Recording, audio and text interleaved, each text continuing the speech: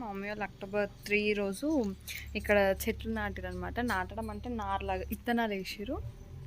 అయితే దాని తర్వాత 2 డేస్ ఫుల్ రెయిన్. ఇంకా రావేమో మేము అనుకున్నాము. కాకపోతే ఈరోజు చిన్న చిన్న మొలకలు అయితే వచ్చినాయి. We are so happy for that. ఎవరికైనా ఒక ఇత్తనం వేస్తే ఆ చెట్టులాగా వస్తే చాలా హ్యాపీగా ఉంటుంది. మేము కూడా ద సేమ్. యాక్చువల్గా ఇదంతా ప్లేస్ అనమాట.